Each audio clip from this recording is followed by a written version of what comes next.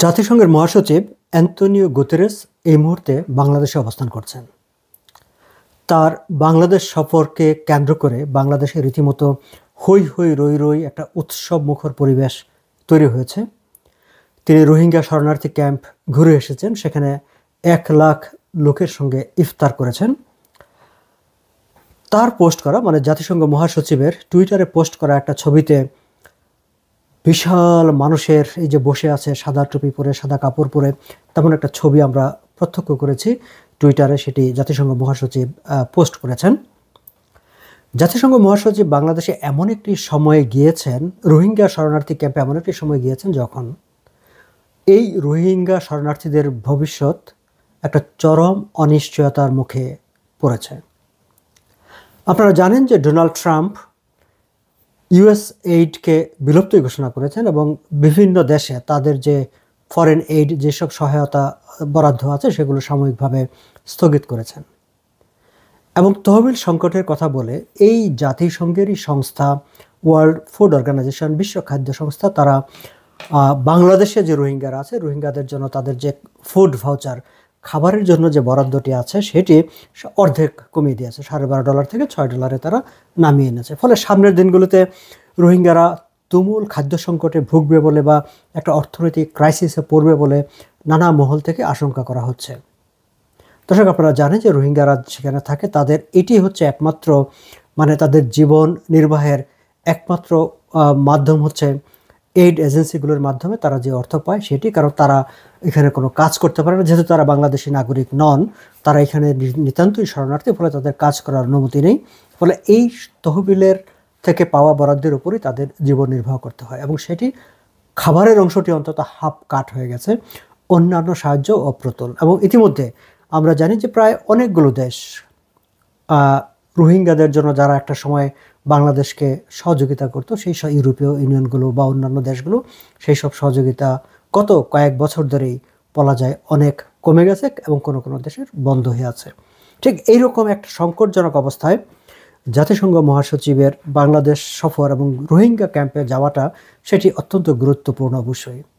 জাতিসংঘের পক্ষ থেকে তারা যে স্টেটমেন্টটি প্রচার করা হয়েছিল তার সফর উপলক্ষে, সেখানে অবশ্য বলা হয়েছিল যে এটি হচ্ছে তার মিশন অফ সলিডারিটি, সংহতি জানানোর মিশন। আমরা জেনেছি যে প্রতি রমজান মাসেই তিনি বলেছেন সলিডারিটি উইথ রিফিউজি, এটা হচ্ছে একটা mission of solidarity in Ramadan. So প্রতি রোজার মাসেই তিনি এরকম একটা সংহতি মিশনে, সংহতি ট্রিপে যান বিভিন্ন দেশে। এবছর তিনি সেটি বাংলাদেশে গেছেন এবং তার বাংলাদেশ ট্রিপটি একসঙ্গে কোয়েনসেট করেছে যে ফান্ড ক্রাইসিস, তহবিল কাট এবং এর ফলে যে উদ্ভূত পরিস্থিতি, এই পরিস্থিতির সঙ্গে এটি একটি কাকতালীয়ভাবে মিলে গেছে। ফলে এটির গুরুত্ব আরও বেড়ে গেছে। যদিও তার রেগুলার যে ট্রিপটি হচ্ছে একটা জাস্ট গতানুগতিক প্রতি বছরের ট্রিপ, কিন্তু সিচুয়েশন এটিকে গুরুত্বপূর্ণ করে তুলেছে। এখন এই যে গুরুত্বপূর্ণ করে তোলা যে ট্রিপটি, সেই ট্রিপটি আসলে বাংলাদেশে যাওয়ার পর সেটি কতটা গুরুত্বপূর্ণ থেকেছে। দর্শক, খেয়াল করবেন যে আমি বাংলাদেশের পত্রপত্রিকাগুলোতে যদি এই সফরের খবরগুলো দেখেন, সেই খবরে আসলে এই যে একটা ক্রাইসিস হতে যাচ্ছে এবং সেই ক্রাইসিস থেকে উত্তরণে জাতিসংঘ মহাসচিবের কী দিক নির্দেশনা, তার কি আহ্বান, তার কি বক্তব্য, সেই বিষয়গুলো কিন্তু আমরা খুব একটা পাইনি। এমনকি ইন্টারন্যাশনাল মিডিয়াও যে এটি খুব বেশি অ্যাটেনশন পেয়েছে সেটিও আমার চোখে পড়েনি। আপনাদের চোখে পড়লে জানাবেন। কিন্তু জাতিসংঘ মহাসচিব এসেছেন বিশ্বের একটা অন্যতম বড় ভালনারেবল প্লেস এখন এটি, এই রোহিঙ্গা ক্যাম্প। যারা মায়ানমার থেকে উদ্বাস্ত হয়ে এখানে এসে মানবতার জীবনযাপন করছে, পুরো বিশ্ব একসময় কাঁপিয়ে দিয়েছিল এই রোহিঙ্গাদের অবস্থান এই ক্যাম্পটি। এখন ইভেন ইন্টারন্যাশনাল মিডিয়ারও কোনো অ্যাটেনশন পায়নি। বাংলাদেশের মিডিয়া আসলে সবচেয়ে বেশি তার ফোকাস ছিল, যতটা না এই মহাসচিবের দিকে, অ্যান্তোনিও গুতেরেসের দিকে, তার চেয়েও বেশি ছিল বাংলাদেশের অন্তর্বর্তী সরকারের প্রধান উপদেষ্টা ডক্টর মোহাম্মদ ইউনূসের দিকে। আমরা অবশ্য জাতিসংঘ মহাসচিবের সফর উপলক্ষে ডক্টর মোহাম্মদ ইউনূসকে নতুন রূপে দেখেছি। আপনারা খেয়াল করবেন, তিনি একটা নতুন অ্যাটায়ার নিয়ে সেই সমাবেশে হাজির হয়েছেন। তিনি মাথায় ভিন্ন রকমের একটি টুপি পরে সেখানে বক্তৃতা করতে গেছেন এবং অনেকেই এই টুপিটি, যদিও কালার ভিন্ন, কিন্তু অনেকেই মেলানোর চেষ্টা করেছেন যে এই টুপিটি কি ঠিক জিন্না টুপি কিনা, কিংবা খন্দকার মোস্তাক যে টুপিটি পরতো সেই টুপিটি কিনা, বা সেই একই আদলের টুপি কিনা। এনিওয়ে, এগুলোর যোগ, কিন্তু ডক্টর মোহাম্মদ ইউনূস টুপি মাথায় দিয়ে এই রোহিঙ্গা সম্মেলনে সেখানে গিয়েছে, রোহিঙ্গাদের ওখানে গিয়েছেন জাতিসংঘ মহাসচিবের সঙ্গে, এবং আমার মনে হয় যে আমি তাকে প্রথম টুপি মাথায় দেখলাম, এবং সেখানে তিনি আঞ্চলিক ভাষায়ও বক্তৃতা করেছেন এবং সেই বক্তৃতায় অনেক কথাই বলেছেন। আমি ফেসবুকে দেখেছি যে অনেকে বলার চেষ্টা করেছেন যে জাতিসংঘ মহাসচিব নাকি বলেছেন যে চট্টগ্রামের আঞ্চলিক ভাষায় বক্তৃতায় নাকি তিনি বলেছেন যে আগামী ঈদে তিনি মায়ানমারে তাদের বাড়িতে, মানে এই রোহিঙ্গারা তাদের বাড়িতে গিয়ে তাদের সঙ্গে ঈদ করবেন। কিন্তু এই বক্তব্যের সত্যতা আমি অন্য কোথাও খুঁজে পাইনি, ঢাকার কোনো মিডিয়াতে তো নাই, মানে মেজর ক্রেডিবল নিউজ পেপার যেগুলো আছে সেখানে তো নাই। জাতিসংঘ তার বক্তৃতার যে স্ক্রিপ্টটি প্রকাশ করেছে তাদের ওয়েবসাইটে, সেখানেও এরকম কোনো কথা নেই, বরং চিটংয়ের ভাষায় বক্তৃতা করেছেন ডক্টর মোহাম্মদ ইউনূস, এবং তিনি এই যে বাঙালিরা বা বাংলাদেশের মানুষ ঈদের সময়ে দাদা দাদি নানা নানি বাবা মার কবর জিয়ারত করতে চায়, সেই সব ট্র্যাডিশনগুলি তুলে ধরে তিনি তাদেরকে বলেছেন তারা যেন এটি জাতিসংঘ মহাসচিবকে বোঝায় যে তাদের এটা হচ্ছে একটা কালচার, এটা একটা ট্র্যাডিশন, এবং এটা তারা মিস করছে কারণ তাদের দাদা দাদির কবর হচ্ছে মায়ানমারে। এবং ডক্টর মোহাম্মদ ইউনূস বলেছেন যে 1 বছরের মধ্যে এরকম একটা ডেভেলপমেন্ট হবে বা এরকম কিছু, কিন্তু এর বাইরে মূল ফোকাসটা আসলে ডক্টর মোহাম্মদ ইউনূসের দিকে ছিল, যতটা না জাতিসংঘ মহাসচিবের দিকে ছিল। দর্শক, জাতিসংঘ মহাসচিবের যে বক্তৃতা, আমরা যদি সেদিকে তাকাই আমরা কি দেখি, তিনি কি খুব গুরুত্বপূর্ণ কিছু বলেছেন বা এমন কোনো কথা বলেছেন যেটি আসলে একটা ইন্টারন্যাশনালি সেন্সেশন তৈরি হতে পারত? না, তিনি সেরকম কিছু বলেননি বলে আসলে ইন্টারন্যাশনাল মিডিয়ার অ্যাটেনশনটাও এটা পায়নি।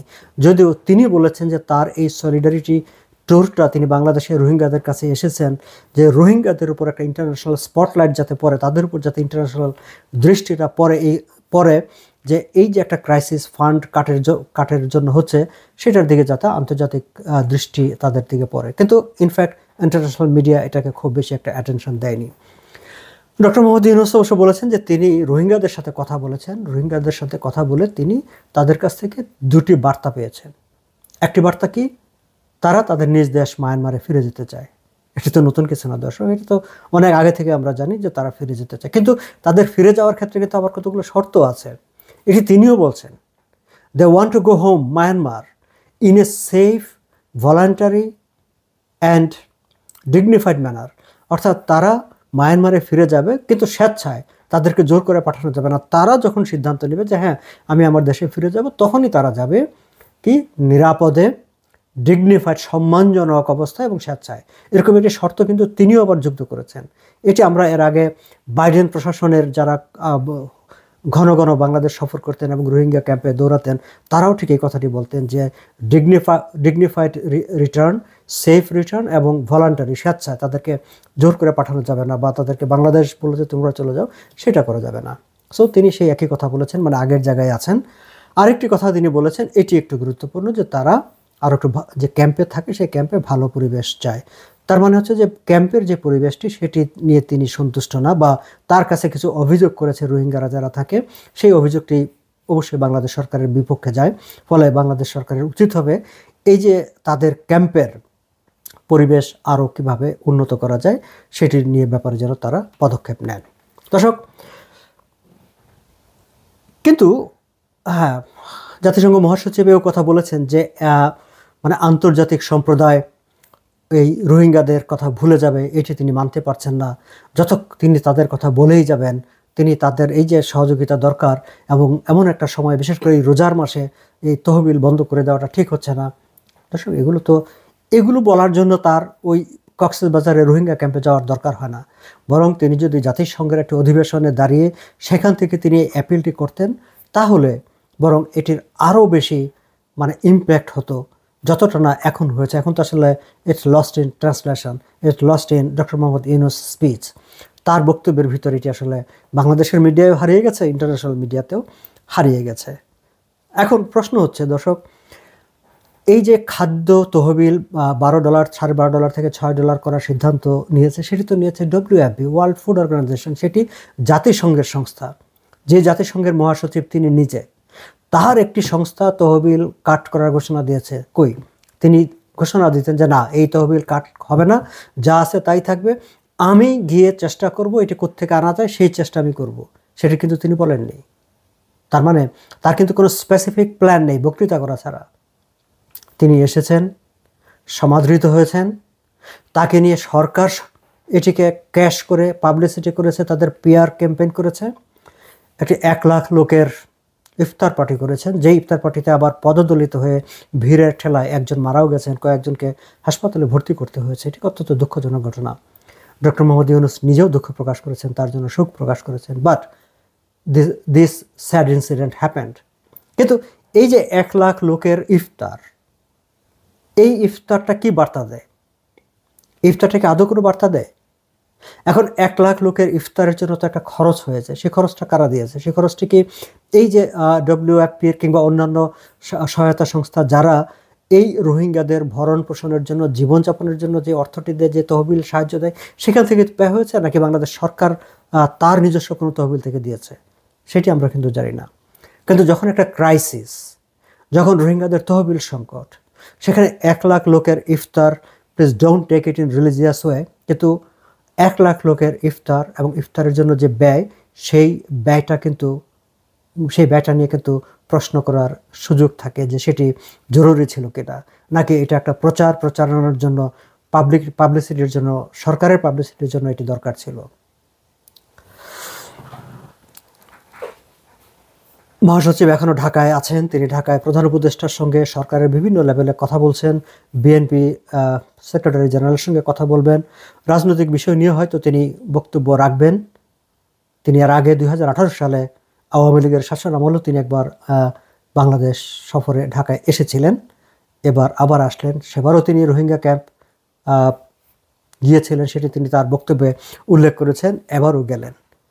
কিন্তু যে মূল জায়গাটি রোহিঙ্গাদের ফেরত নেওয়া, তিনিও বলছেন যে এই যে রোহিঙ্গা ক্রাইসিস, তার সলিউশনটা খুঁজতে হবে মায়ানমারে, অর্থাৎ তাদেরকে মায়ানমারে নিয়ে যাওয়া। সেই মায়ানমারে নিয়ে যাওয়ার ব্যাপারে তার পরিকল্পনা কি, জাতিসংঘের পরিকল্পনা কি? আমি এই জায়গায় ডক্টর মোহাম্মদ ইউনূসের একটি বক্তব্য আপনাদের সঙ্গে শেয়ার করতে চাই। গত অক্টোবর মাসে 24 অক্টোবর ডক্টর মোহাম্মদ ইউনূস একটা অ্যাপিল করেছিলেন টুয়ার্ডস ইন্টারন্যাশনাল কমিউনিটি। তিনি বলেছিলেন যে, আমি যদি তার সেদিনের বক্তব্যটি পত্রিকা থেকে পড়ে শোনাই, রোহিঙ্গা সংকটের টেকসই সমাধান এবং মিয়ানমারের রোহিঙ্গা জনগোষ্ঠীর নিরাপদ ও মর্যাদাপূর্ণ প্রত্যাবাসন নিশ্চিত করতে, অর্থাৎ এই যে রোহিঙ্গা সমস্যা, তার একটা টেকসই, একটা সাস্টেনেবল একটা সলিউশন খুঁজে বের করতে এবং নিরাপদ রিটার্ন তাদের নিশ্চিত করতে একটি আন্তর্জাতিক সম্মেলনের আয়োজন সহ রোহিঙ্গা সংকটের প্রতি অতি জরুরি মনোযোগ দেওয়ার আহ্বান জানিয়েছিলেন তিনি। অর্থাৎ ডক্টর মোহাম্মদ ইউনূস সেই সময় একটা ইন্টারন্যাশনাল কনফারেন্সের আহ্বান করেছিলেন, সেটি অক্টোবর মাসে।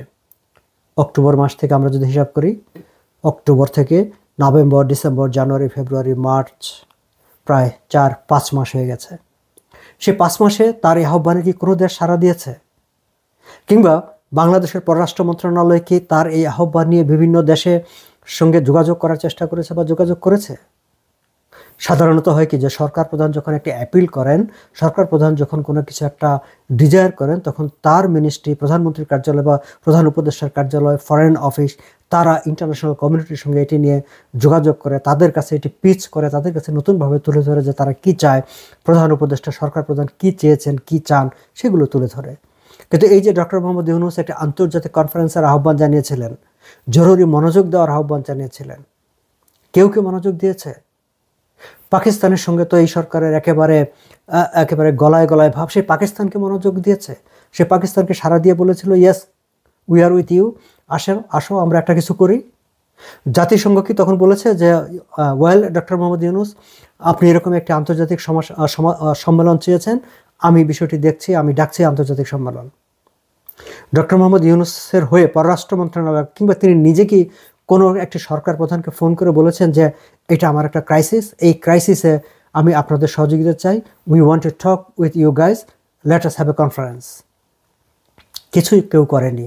অন্তত আমরা কোথাও এই ধরনের কোনো তৎপরতার আমরা খবর শুনিনি, আমরা খবর দেখিনি। কিন্তু তিনি একটি আহ্বান জানিয়ে বসেছিলেন, সেইটুকুই শেষ। আজকেও আমরা দেখেছি যে তিনি 1 বছরের মধ্যে রোহিঙ্গা সমাধানের একটি আশাবাদ ব্যক্ত করেছেন। আমি জানি যে তার এই আশাবাদ এটি পত্রিকার হেডলাইন পর্যন্তই, কারণ তিনি হয়তো মহাসচিব কালকে চলে যাওয়ার পর এটি আর তার মনে থাকবে না। তিনি কিন্তু দায়িত্ব গ্রহণের পর কখনো কক্সবাজারে সেখানে যে গিয়েছেন বা রোহিঙ্গাদের খোঁজখবর নিতে গেছেন, কিংবা যখন তিনি এই আহ্বান জানিয়েছেন যে একটা আন্তর্জাতিক কনফারেন্স করতে হবে, তখনও যে একবার ঘুরে এসেছেন, বিষয়টি কিন্তু সেরকম না। সো রোহিঙ্গা এটি হচ্ছে একটি প্রচারণার, একটা ইমেজ বিল্ডিংয়ের একটি বিষয় হয়ে দাঁড়িয়েছে সরকারের জন্য। এবং আন্তোনিও গুতেরেস, জাতিসংঘের মহাসচিবের এই টোরটিকে, তার যদিও এটা সলিডারিটি মিশন, তার সলিডারিটি মিশনটি হয়ে গেছে আসলে তার এবং বর্তমান সরকারের একটি পিআর মিশন, জনসংযোগ মিশন, একটা ইমেজ বিল্ডিংয়ের একটা মিশন। দর্শক, আজ পর্যন্তই, ভালো থাকবেন।